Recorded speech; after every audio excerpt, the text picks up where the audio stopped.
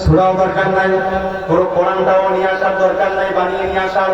সূরা মায়েদার মতো সূরা দরকার নাই, সূরা নামের মতো সূরা দরকার নাই, সূরা বনী ইসরাঈলের মতো সূরা দরকার নাই। ফাতু বিসূরা, ছোট্ট একটা সূরা, তাদেরকে বলেন যদি তারা সত্যবাদী হয়, ফাতু বিসূরা, ছোট্ট একটা সূরা তারা বানায়।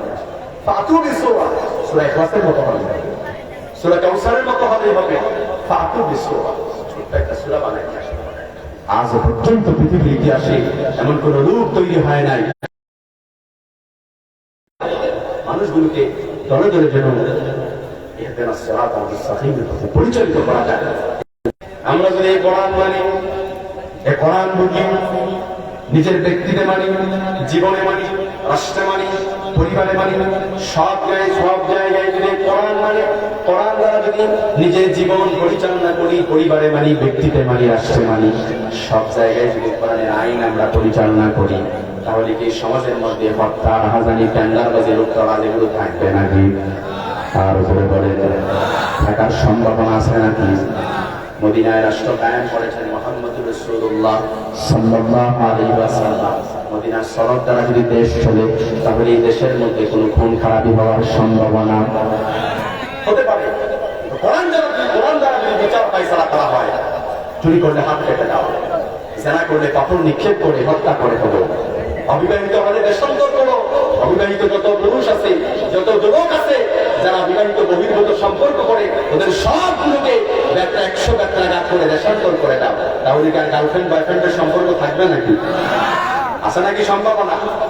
নাকি না আবার এরকম হয় যে ওরে স্যার আমি বাঁচবো না, তুই 100 ব্যক্তাঘাত কেন, জীবন চলে যেতে পারে, তারপরও গার্লফ্রেন্ড আমার গার্লফ্রেন্ড, ও পর্দা করে, 5 ওয়াক্ত সালাত করে, আমার তাহাজ্জুদে জাগায় দেয়। কি বলেন? ওর চেয়ে ভালো মেয়ে আমার জীবন আমি আর একটাও দেখি নাই। ওই লাগবেই লাগবে, ওরে ছাড়া আমি কখনো বাঁচবো না। ওর মতো মেয়ে আমার জীবনে আর একটাও আসে না, ওরেই লাগবে।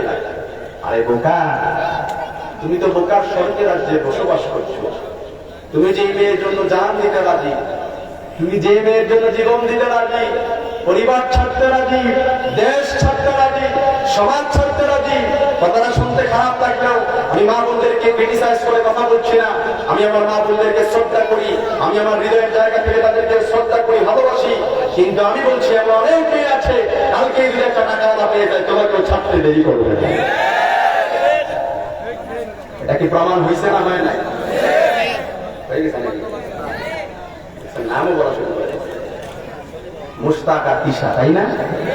আহা, বাংলাদেশ তো হুজুগে বাঙালি বলতে একটা কথা আছে না? হুজুগে বাঙালি বলতে একটা কথা আছে না? কারণ নিয়ে আলোচনা করা লাগবে, কারণ নিয়ে আলোচনা করলে পরে নিজের ফায়দা হবে, এটাও ভালো করে বুঝে না। কারণ নিয়ে আলোচনা করলে পরে জাতি বিভ্রান্তিতে পড়বে, জাতি ভ্রষ্টতার দিকে যাবে, অন্ধকার নিপতিত হবে, এটাও ভালো করে বোঝে না। ঠিক না? মুশতাক আর তিশা, আমি তাদেরকে ক্রিটিসাইজ করছি না, কিংবা তাদের এই বিবাহ সম্পর্ককে আমি হারাম কিংবা হালাল এই ফতোয়াও দিচ্ছি না। আমি শুধু এটাই বলছি যে মানুষ হুজুরকে কতটুকু বাঙালি বলে যে একটা মুশতাক আর তিশা, আরে একটা মেয়ে একটা পুরুষকে, একটা বুড়াকে বিয়ে করতে পারে, সে টাকা আলাদা দেখছে বিয়ে করছে, এটা তোমার কি? তুমিও বললে একটা বিয়ে করে নিয়ে আসো, ওইটা নিয়ে তোমার একটা লাফালাফির দরকার আছে নাকি? কথা বলে লাফালাফির দরকার আছে নাকি? ওটা তো হালাল সম্পর্কে গেছে, বিয়ে করে ফেলছে, তোমার মতো তো হারামে নাই, তোমার মতো তো গার্লফ্রেন্ড বয়ফ্রেন্ডের সম্পর্ক নাই, তোমার মতো তো 14 ফেব্রুয়ারি বাহাই দিবসের সাথে নাই। ঠিক না? মুসলমান 14 ফেব্রুয়ারির মধ্যে এমন অনেক মা বোনেরা আছে তাদের ইজ্জতকে বিলিয়ে দিয়েছে। আমার প্রোগ্রাম ছিল রাজবাড়িতে, আমার ঢাকাতে একটা 14 ফেব্রুয়ারি যেদিন, আমার 13 ফেব্রুয়ারিতে রাজবাড়িতে প্রোগ্রাম ছিল, তো ঢাকাতে 14 ফেব্রুয়ারি আমার ঢাকা লালবাগে প্রোগ্রাম। আমি আসলে পরে আমার আর খেয়াল ছিল না, আমি ফজরের পর ঢাকায় প্রবেশ করেছি। তো ফজরের পরে দেখি ঢাকার রাস্তায় আমার মানুষ আর ফুলের একদম একটু পর পর ফুলের তোলা দেখা যায়। কয়েকটা একজন লোক একটা বালতিতে বসে, তারপর একটা টি টেবিল দিলে এরকম বসে অনেক ফুলগুলো নিয়ে বসে আছে। আমি ভাবতেছি কি ব্যাপার, ফজরের সময় তো ঢাকায় প্রবেশ করছে, এটা নতুন না, ইতিপূর্বে আরো নতুন। আমি অনেক প্রবেশ করেছি ফজরের পর, এই বছর ফজরের পর অনেক, আমরা প্রায় সময় ফজরের পর ঢাকাতে প্রবেশ করা হয়। তো ইতিপূর্বে একটা মানুষ পর্যন্ত দেখা যায় না ফজরের পর, কিন্তু আজ একবারে ছেলে মেয়ে একবারে দেখা যায় জোড়ায় জোড়ায় অনেক বসে আছে। আবার দেখা যায় এমন সাজুগুজু করে আছে যেন পশ্চিমাদেরকে হার মানিয়ে ফেলেছে, এরকম দেখা যায়। একটা ব্যাপার কি, তখন ড্রাইভার বলে, হুজুর বুঝেন না, আজকে তো 14ই ফেব্রুয়ারি, বিশ্ব ভালোবাসা দিবস। আমি তো বলি বিশ্ব ভালোবাসা দিবস, এটা হচ্ছে বিশ্ব ইজ্জত হরণ করার দিবস, বিশ্ব ধর্ষিতা দিবস, বিশ্ব বেহায়া দিবস, মা বোনদের ইজ্জত নষ্ট করার দিবস, ঠিক না?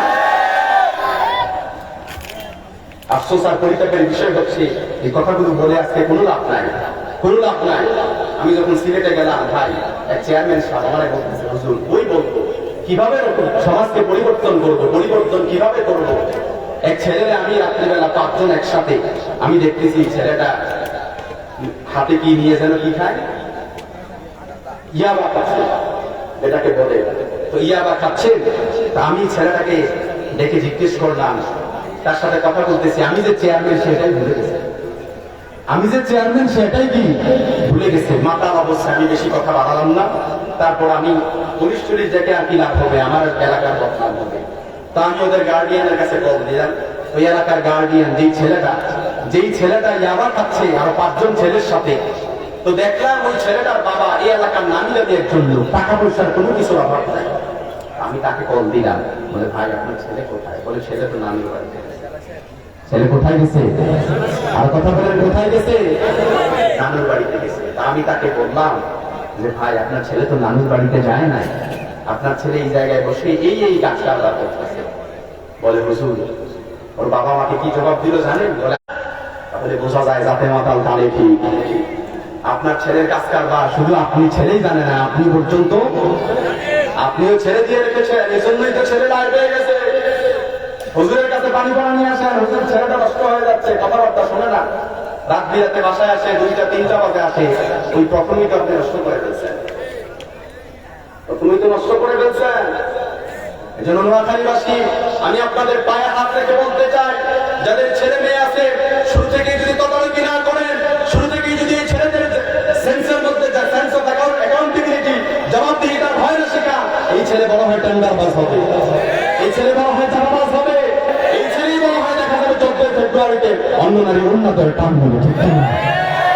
এই ছেলে ইয়াবাখোর হবে, এই ছেলেই দেখা যাবে ঐশ্বরির মতো সন্তান হয়ে আপনি বাবাকে পর্যন্ত জবাই করে দেবে শুধুমাত্র নেশার জন্য, ইয়াবার টাকার জন্য, ঠিক না? আল্লাহ পাক সকলকে সেই সমাজে দান করুক, করে না আমি, আরো জোরে করে না আমি। প্রিয় ভাই, সব ছেলে মেয়ে যারা আছে, ছেলে মেয়ে যাদের আছে, যাদের ছেলে মেয়ে আছে, ছেলে মেয়েদের যে ছোটবেলা আগে কোরআন শেখান, সেন্স অফ অ্যাকাউন্টেবিলিটি, জবাবদিহিতার ভয় শেখা, জবাবদিহিতার ভয় শেখা। তা না হলে দেখা যাবে ওই ছেলে বড় হয়ে শরীফ শরীফার গল্প পড়বে, তখন ওই ছেলে নামে এসে নিজেও বুঝতে পারবে না। কথা বলে না কেন? ছেলেদেরকে এগুলো শেখান ছোট্টবেলা। আমি তাও কারো বিরুদ্ধে কথা বলছি না, কিন্তু আমরা দেখেছি, আগে আমরা পড়েছি, এলাকার দোষ নয়। আমরা মনে করি, অনেকে মনে করি যে এটা মনে হয় বাংলাদেশের সরকারের দোষ, যেহেতু শিক্ষা ব্যবস্থা পরিবর্তন এমন করে ফেলছে, সরকারের দোষ না। সরকারের কোনো মাথা ব্যথা নেই, কিন্তু দেখা যায় শিক্ষা ব্যবস্থায় এমন অনেক নাস্তিক ঢুকে গেছে যারা আমার শিক্ষা ব্যবস্থাকে, আমার ইসলাম শিক্ষাকে পরিবর্তন করে দিতে চায়, ঠিক না?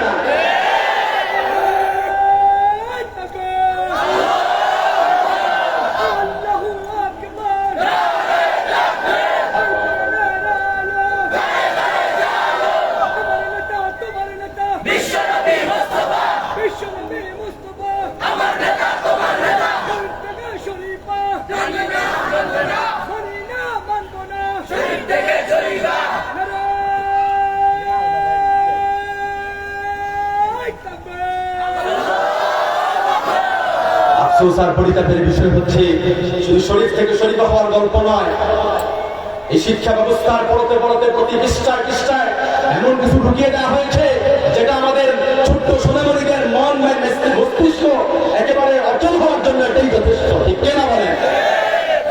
আমরা ছোট্টবেলায় পড়েছি, ওইখানে তোর দাদির করবো, ডালিম গাছের তলে 30 বছর ভিজায় রেখেছি 2 নয়নের জলে। এ পড়েন আপনারা? এই কবিতা আছে?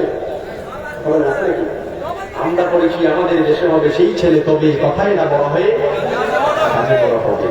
আমরা পড়েছি চল চল চল উদ্যোগমনে বাজে বাদল ভিন্ন উতরা ধরণী তল অরুণ পাতের তরুণ দল চল রে চল চল তুষার দুয়ারে হানি লাগা আমরা আনি বাংলা কথা আমরা ফুটাবো তিমির রাত বাবার বিন্দা চল নবন বিনে কাহিয়া গান সজীব করিব মহাশ্মশান আমরা দাঁড়িব নতুন প্রাণ বাহুতে নবীন বল আমরা পড়েছি আর এখন পড়ে কি হাট্টি মাটি ঠিক তাদের একদম বাথরুম ঘোড়ার টুম আছে নাকি কথা বলেন একদম বাথরুম ঘোড়ার টুম আছে না এই জন্য আমি বলি আপনার ছেলেকে আগে কোরআন শেখান কোরআন আপনার ছেলের পুরো দুনিয়া শেখায় দেবে Teach your children the Holy Quran. The Holy Quran will teach your children everything in the world.